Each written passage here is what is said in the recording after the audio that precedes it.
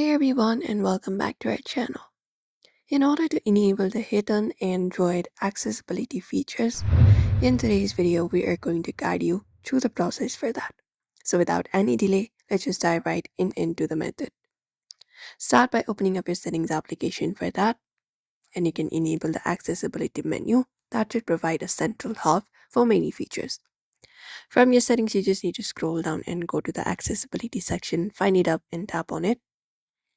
And under here, you can look out for accessibility menu or the option for, something menu. You can just go over and look out for that. So you can go to interaction and dexterity. In there, you should be finding option called assistant menu, if not accessibility option. So you can tap on this option, you can turn it on, and you just need to tap on allow.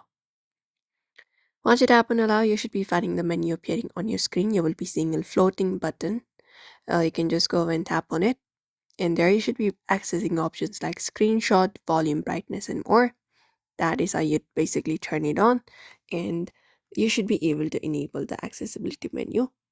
If not here within your accessibility, once again, you can look out for accessibility shortcuts if available. For that, under accessibility itself, you can go to advanced settings and tap on it. And once you tap on it here, you will be finding accessibility shortcut section and an option of accessibility button. So go ahead and tap on that option right there. And once you tap on it, you need to go over and basically turn on this option. You can tap on select actions, and then you can select double action. If you want accessibility, magnification, etc., tap on it and just go over, and there you will be seeing a button available. If you want any more, you can even turn it on and tap on allow and give them the full control that you may be looking for. And that's it, everybody.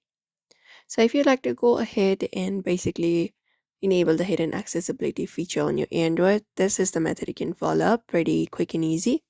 So we hope this video was helpful. Do not forget to give this video a like and also subscribe for more tips and tutorials.